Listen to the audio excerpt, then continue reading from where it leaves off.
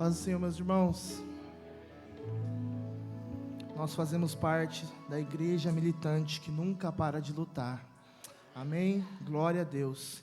Vamos abrir as nossas Bíblias. Lucas 12, o Evangelho de Lucas, capítulo 12, versículo 25. Perdão, 35.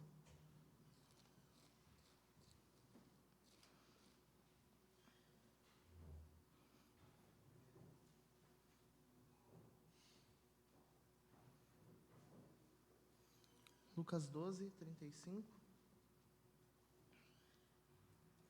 Glória a Deus.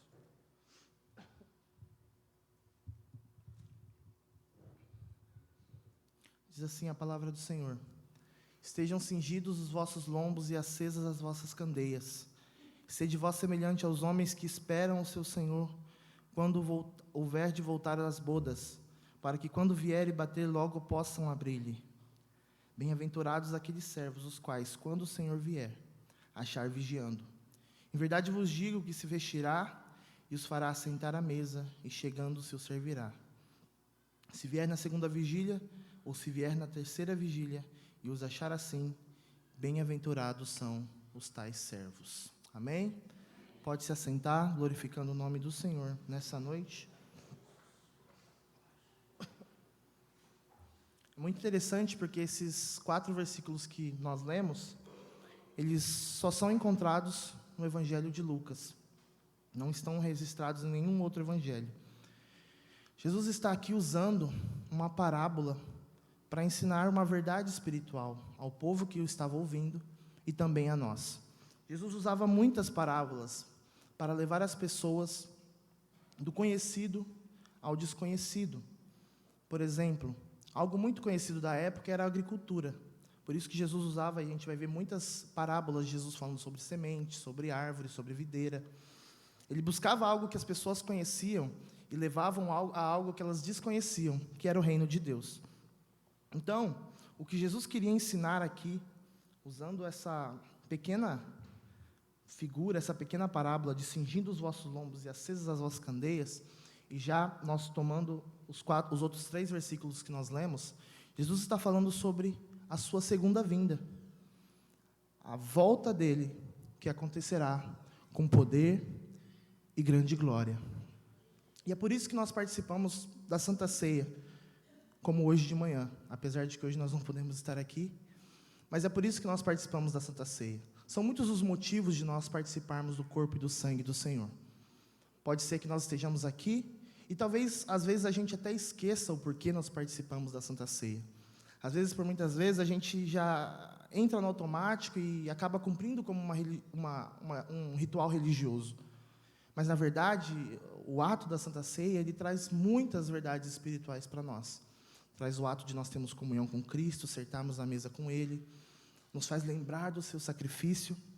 Mas uma das coisas muito interessantes do ato da Santa Ceia, de cear com Cristo, é que uma das coisas que ele diz é que todas as vezes que comermos aquele pão e bebermos este cálice, nós fazemos o quê? Anunciamos a morte do Senhor, até que Ele venha.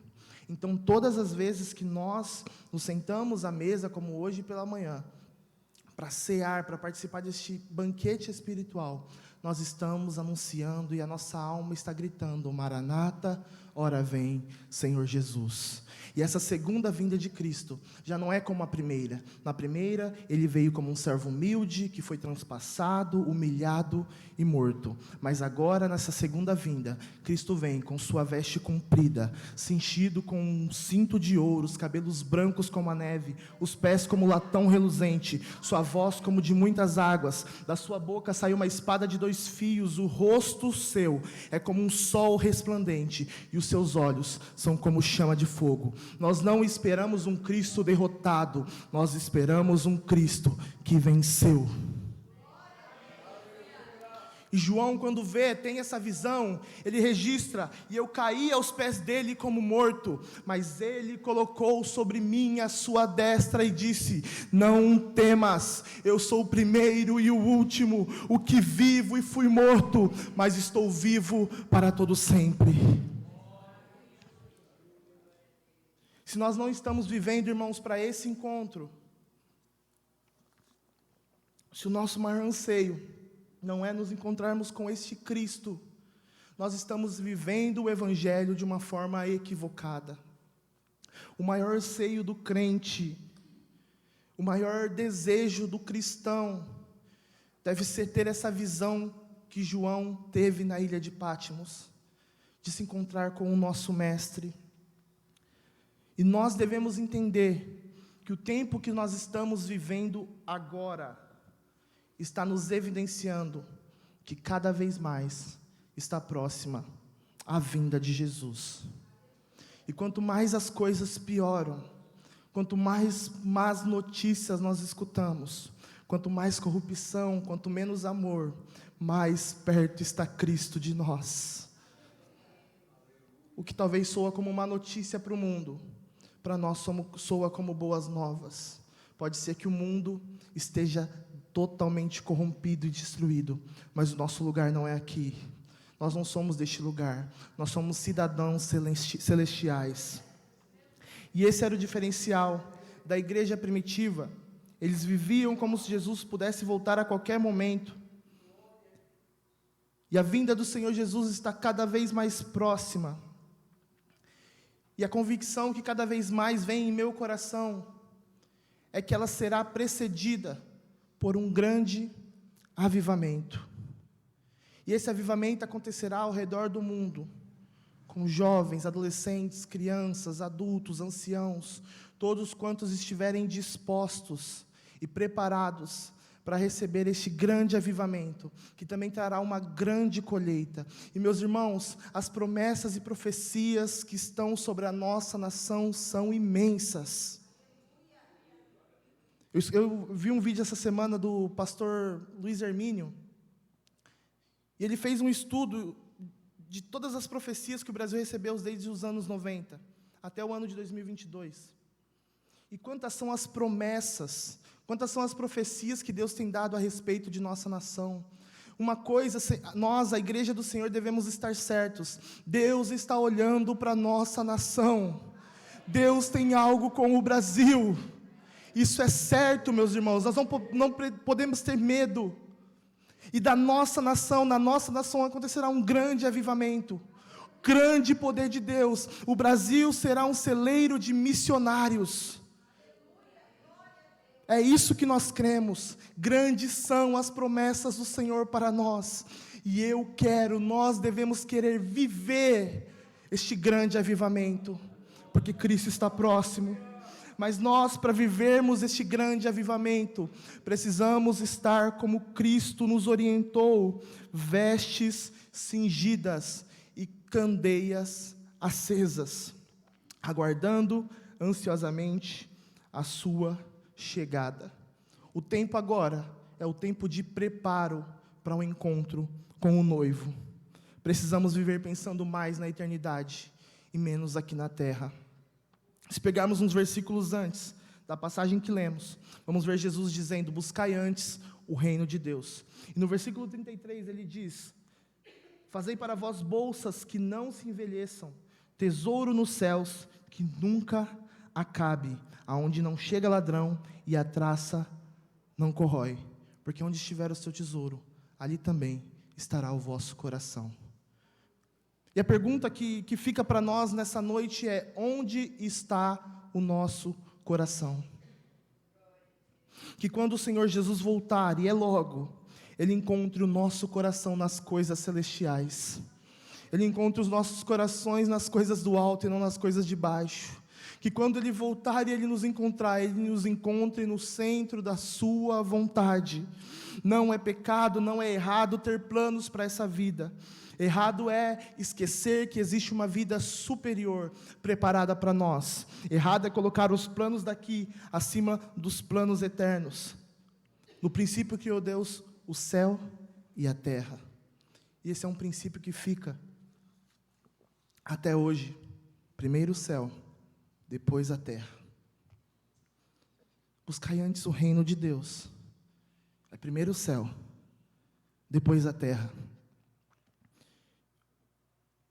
Cristo realizou a obra que realizou para que nós vivêssemos empenhados nisso.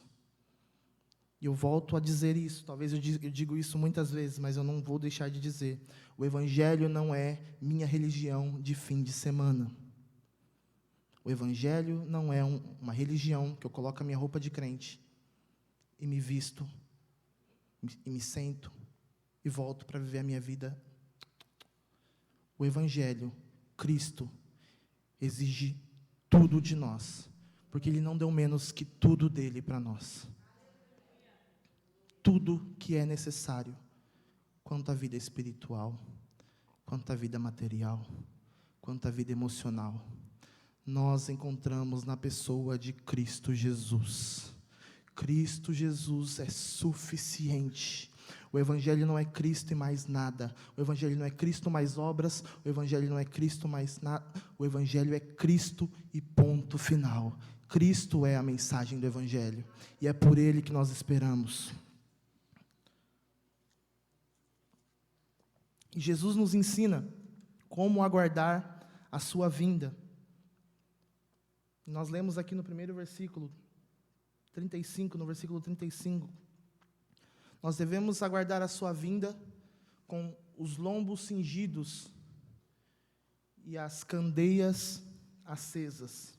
Como eu disse no começo, Jesus estava usando aqui uma pequena parábola, falando de coisas que as pessoas conheciam, para que elas assimilassem algo novo da parte do Senhor. Jesus aqui está usando, quando ele diz o lombo cingido, ele está usando as vestes da época e usando também as candeias, as lâmpadas da época, algo comum no dia a dia deles. E nós primeiro vamos analisar os lombos cingidos.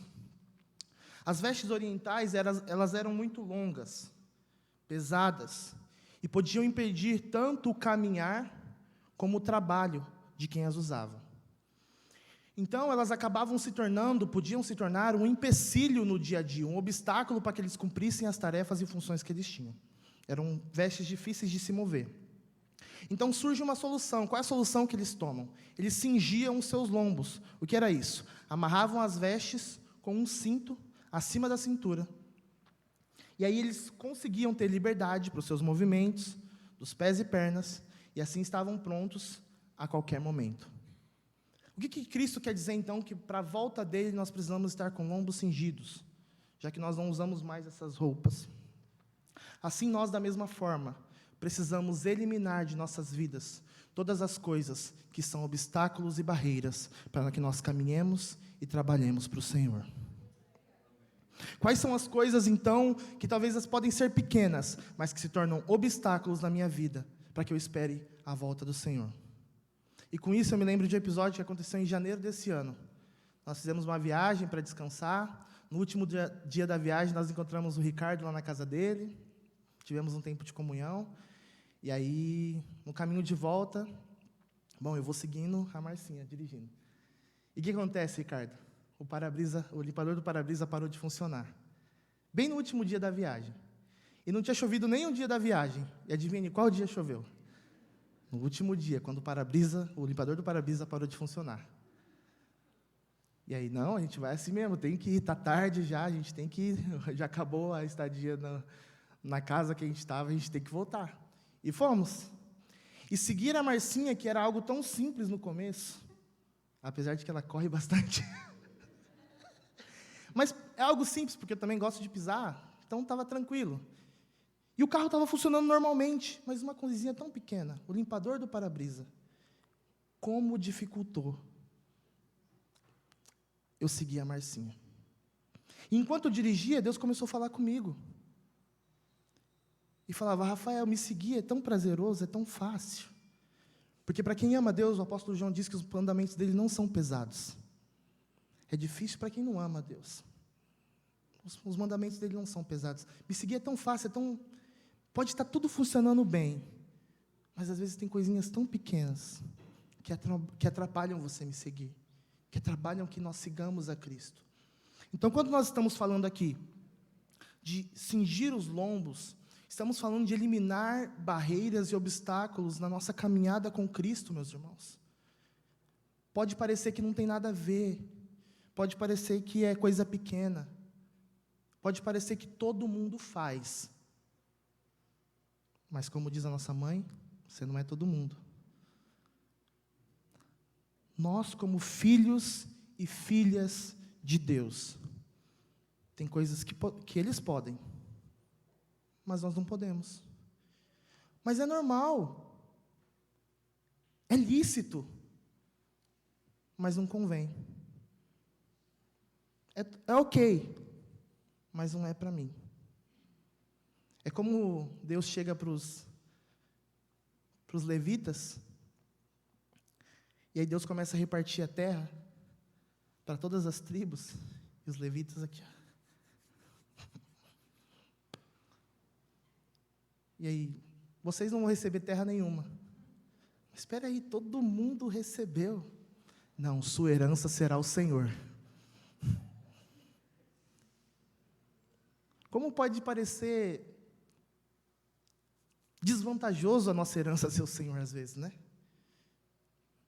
Mas eles foram os maiores privilegiados de terem o privilégio de estar administrando as coisas do Senhor. É como o apóstolo Paulo, parafraseando aqui, ele diz a Timóteo: olha só, Timóteo, eles podem, você não. Mantente como exemplo, seja o exemplo na fé. Ah, mas você não, Timóteo. Eles podem, você não. A mesma palavra fica para nós, meus irmãos. É tempo de eliminarmos qualquer que seja um pouquinho de fermento, mas que leveda toda a massa. Coisas pequenas, uma veste. E era uma coisa do dia a dia. A veste deles era uma coisa do dia a dia, não era algo errado, mas que impedia o caminhar deles. E que nós, esperando a vinda do Senhor, nós estejamos dessa maneira. Que maneira? Eliminando qualquer coisa que me impeça de seguir o meu mestre. Porque o meu lugar não é aqui, eu estou seguindo, caminhando para a glória de Deus. É por isso que o apóstolo Pedro diz lá em 1 Pedro 1,13: por isso, cingindo o vosso entendimento, preparando a vossa mente, cingindo o vosso entendimento. É por isso que o apóstolo Paulo fala em Romanos 12: não vos conformeis com este mundo, mas transformai-vos pela renovação do vosso entendimento. É por isso que lá no Antigo Testamento, na roupa do sacerdote, ele carregava na mitra, no chapeuzinho dele, uma lâmina de ouro que dizia santidade ao Senhor. Porque isso é preparar a mente, dispor a nossa mente. Nós não temos mais a mente carnal. Nós temos agora, segundo o apóstolo Paulo, nós temos a mente de Cristo. Não pensamos mais como nós queremos. Nós pensamos no que Cristo pensa. Nós nos alegramos no que Cristo se alegra. Nós nos entristecemos com o que Cristo se entristece. E Jesus diz: bem-aventurados, no versículo 37 que nós lemos, bem-aventurados aqueles servos que, quando o seu Senhor vier, o quê? Os achar vigiando. E aqui está um problema que nós, às vezes, acabamos negligenciando. Que a gente fala muito sobre orar, a gente fala muito sobre ler a palavra, nós falamos sobre jejuar, nós falamos sobre santidade, mas esquecemos de falar sobre vigiar. Cristo disse: orai e vigiai. É um princípio muito básico, mas muito elementar. Por isso que às vezes a gente fica mas eu oro e parece que não muda, parece que eu caio nos mesmos erros. É porque não adianta orar sem vigiar. Não adianta orar e continuar sendo vulnerável ao pecado. O vigiar se trata de eu me preparar, se trata de eu prestar atenção, para não voltar a cair nos mesmos erros. Davi, por exemplo, estava em época de guerra. Quando os reis deviam estar em guerra, a Bíblia diz. O que ele estava? Como que ele estava? Estava com o lombo cingido, preparado para a guerra? Não, estava em casa. E não importa quem você seja, pode ser rei, homem segundo o coração de Deus, obreiro, pastor, presbítero, evangelista, missionário, chaveiro de Jesus, o que você seja. Se você não vigiar, você vai cair. Por isso que é tempo de nós estarmos com os lombos cingidos, atentos, porque a vinda do Senhor está próxima. É tempo de nós, como filhos e filhas de Deus, nos posicionar como geração eleita, nação santa, sacerdócio real, povo adquirido, aquele que foi tirado das trevas para a maravilhosa luz. É essa a nossa posição. E a segunda coisa que Cristo diz é que nós devemos estar também com candeias acesas. As candeias, as lâmpadas, elas são úteis em que parte do dia? Quando? À noite, na escuridão. Nós precisamos estar com candeias acesas, porque este mundo é trevas e escuridão. Para viver nele, é preciso manter a candeia acesa.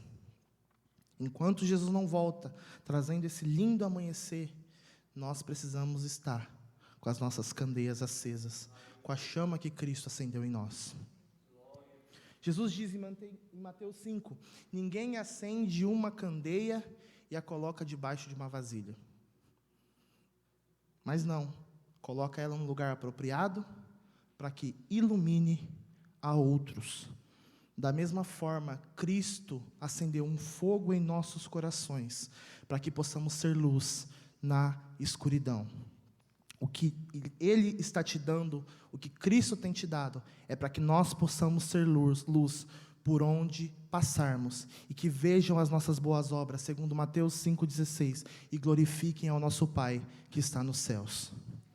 Hoje, na situação que nós vivemos, no contexto que nós vivemos, mais do que nunca, é preciso nós vivermos o que Cristo disse sobre nós. Vós sois a luz do mundo. E quando Ele fala de nós sermos a luz do mundo, não é porque nós vamos aparecer, não é que nós vamos iluminar, não. Mas é que o sol da justiça, que é Cristo, está sobre nós, está brilhando através de nossas vidas. E nós precisamos levar luz onde há escuridão. Chega de terceirizar as nossas responsabilidades. Não, levar luz nas trevas é responsabilidade dos missionários, responsabilidade do pastor, dos evangelistas, do grupo de evangelismo, responsabilidade dos políticos, eles que têm que trazer a luz. Chega de colocar as nossas responsabilidades sobre os outros. Cristo não disse isso, Cristo disse, vós sois a luz do mundo, Ele em nós é o que fará a diferença na nossa geração. Não esperemos nada de ninguém, meus irmãos, façamos nós, lutemos nós como igreja de Cristo, e pelo poder do Espírito que está em nós, façamos a diferença na nossa geração hoje, sem nos importar com as circunstâncias, sem nos importar com o contexto em que estamos inseridos. Façamos a nossa parte, não omitamos nossa responsabilidade, que é ser sal da terra e luz do mundo. É interessante, porque a candeia usada naquela época era muito simples. Era uma jarra, uma espécie de jarra, com um pavio, e esse pavio eles acendiam, eles colocavam azeite dentro dessa candeia, e a luz era acesa. É interessante que, para a candeia se manter acesa, ela precisava de azeite. Sem azeite, a candeia se apagava. Nós vemos que na Bíblia o azeite é um dos símbolos do Espírito Santo. Quando Samuel vai à casa de Jessé para ungir Davi como rei, e ele chega o momento em que ele vê que é Davi o escolhido de Deus, a Bíblia diz que Samuel ele derrama sobre Davi o azeite da unção. E a Bíblia relata, e a partir daquele momento o Espírito do Senhor se apoderou de Davi. O azeite é uma das figuras do Espírito Santo na Bíblia. Da mesma forma, então, que uma candeia para ficar acesa, ela precisa de azeite. Nós, para mantermos as nossas vidas acesas espiritualmente, nós precisamos também da presença do Espírito Santo em nossas vidas. Não existe vida espiritual sem o Espírito Santo. Não existe. O apóstolo Paulo diz aos Efésios, não se encham no vinho do qual há contenda, mas enchei-vos do Espírito. Se existe essa ordem, essa ordenança, esse ensinamento, encher-se do Espírito, quer dizer que eu posso ter mais e encher a minha candeia do Espírito. Eu posso ter mais da presença de Deus. Quem é guiado pelo vinho, quem se enche do vinho, e deixa que o vinho controle as suas atitudes, perde a razão. Já viu alguém bêbado que não lembra o que faz? Perde a direção de sua vida, não é ele mais que guia. Da mesma forma, o Espírito Santo é que toma nós nos enchendo dele, é ele quem guia as nossas vidas, é ele que agora nos auxilia nas nossas decisões, é ele que agora nos leva onde nós devemos estar. E é tempo da igreja viver em espírito, mas também andar no Espírito. Não existe vida espiritual, mais uma vez, sem o Espírito Santo. Viver uma vida como se o Espírito Santo não existisse é viver uma vida apagada, apática. O Espírito Santo, ele dá continuidade à obra de Cristo aqui na terra. Ele é o agente executivo da Trindade nos nossos dias. É Ele quem se move na igreja e através da igreja. E esse é o tempo. E para finalizar, quando eu estudava essa palavra, Deus ele falava ao meu coração que existe azeite, existe mais o Espírito para manter a nossa candeia acesa. Existe suficientemente azeite, mais do Espírito Santo, enchimento do Espírito Santo. Existe muito mais. Jesus conta a parábola das 10 virgens, 5 loucas e 5 prudentes. E as 5 loucas, não é que elas não eram cheias, não é que elas não tinham azeite, elas tinham. Mas se contentaram com pouco. Se limitaram. As 5 prudentes, elas levavam azeite extra. Talvez elas ouviram das 5 loucas. Para que tudo isso? Para que orar tanto assim? Para que ir na igreja todo domingo, toda quinta, todo dia que tem algum trabalho? Para quê? Para que buscar mais o Espírito? Para que isso? Para que isso aí não é de... Para quê? Talvez foram julgadas. Mas Jesus disse, se alguém te convidar para caminhar uma milha, caminha com ele 2. Vai além. Existe mais do Espírito Santo para que o fogo de Deus não se apague em nossas vidas. Eu gostaria que você se colocasse em pé nessa noite para nós fazermos uma oração para encerrar. E elas não se importaram com as 5 loucas que iam ao lado. Não deram ouvidos. Porque nós sabemos que quanto mais azeite de Deus nós temos, mais fogo e chama do Espírito Santo teremos. Eu não estou falando de fogo estranho, eu estou dizendo fogo duradouro, fogo que purifica, fogo que não se apaga. Você não quer que o fogo de Deus se apague no seu coração? O que Deus diz para nós é, coloca mais azeite nessa noite. Como eu faço isso, Rafael? Como eu coloco mais azeite? Clame ao Espírito Santo pela presença dEle nessa noite. Dê início a algo novo nessa noite. Eu não vou te convidar para nada além do que você fechar os seus olhos e acessar a presença do Espírito Santo. Se isso não é suficiente para mim e para você, eu não sei mais o que pode ser. A pergunta que o Espírito Santo, que o Senhor faz para nós nessa noite é: tem espaço para mais azeite aí? Tem mais espaço para o Espírito Santo na sua vida? Ou será que você já está satisfeito com o que você tem vivido? Se tem espaço para mais azeite nessa noite, peça que o Espírito Santo encha o seu coração. Peça para a presença de Deus avivar o seu corpo, a sua alma, o seu espírito, tudo que é em ti nessa noite. Aleluia! Para nós vivermos este avivamento. E eu creio que da nação do Brasil sairá o fogo pentecostal para as nações, o fogo pentecostal para a Europa, para a África, para a Ásia, para a América, que está perdida na teologia da prosperidade. Do Brasil sairá um fogo pentecostal para as nações, mas é preciso que nós nos enchamos do Espírito de Deus. Aleluia!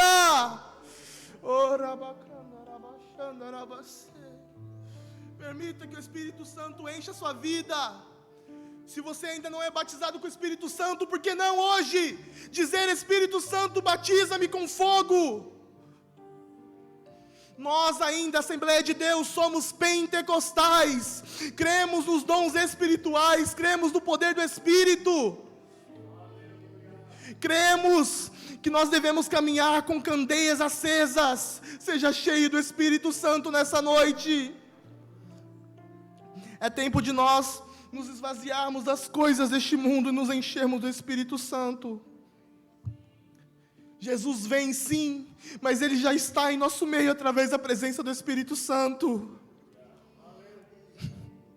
Obrigado, Jesus, pela promessa que nos dás de que um dia o veremos face a face. Mas agora Tu nos dás, Senhor, também esse enchimento do Espírito. E se podemos pedir algo, Senhor, para a Tua igreja, como igreja nessa noite, é que o Teu Espírito Santo nos encha. É que saiamos, Senhor, da frieza espiritual. É que esse azeite inunde nossas vidas e o Senhor acenda um fogo em nossas vidas, Senhor.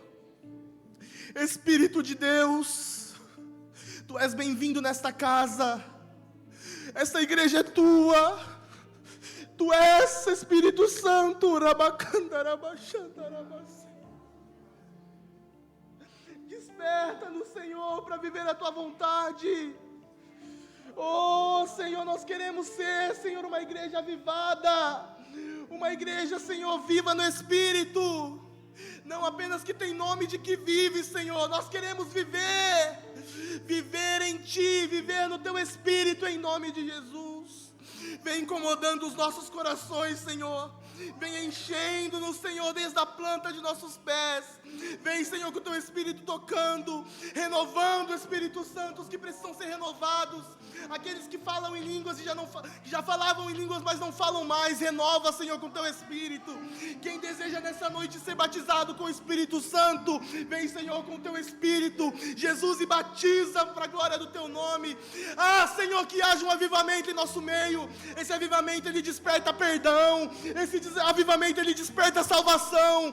Esse avivamento traz cura. Senhor, que Teu Espírito, à medida que for enchendo, Senhor, cada um aqui, que, Senhor, toque nos corações feridos e magoados. Ah, Senhor, que o Teu Espírito venha mover, Senhor, muito mais do que emoção, mas com uma obra transformadora nos corações. Que o Teu Espírito, Senhor, faça com que nós peçamos perdão, podamos pedir perdão, Senhor, para quem nós temos magoado, que possamos perdoar quem tem nos ferido, que possamos, Senhor, com o Teu Espírito enchendo a nossa vida, também, Senhor, ser curados, Senhor, porque no Teu poder, Senhor, em Ti há poder para nos curar, Senhor, que haja liberdade, Senhor, derruba as barreiras, derruba os impedimentos, os obstáculos que nós como homens colocamos para que o Teu Espírito trabalhe. Ah, Espírito Santo, age de forma sobrenatural em nosso meio, com poder, glória, em nome de Jesus. Nós somos a igreja que Te esperamos, Senhor, eliminando obstáculos de lombos cingidos e com as candeias acesas, em nome de Jesus. Que o Teu Espírito, Senhor, continue nos enchendo durante essa semana, durante este mês, durante este ano, até que o Senhor venha e nós possamos Te encontrar para a glória do Teu nome. A nossa oração, Senhor, se finaliza aqui, em nome de Jesus. Que o Teu Espírito Santo continue ministrando os nossos corações, em nome de Jesus.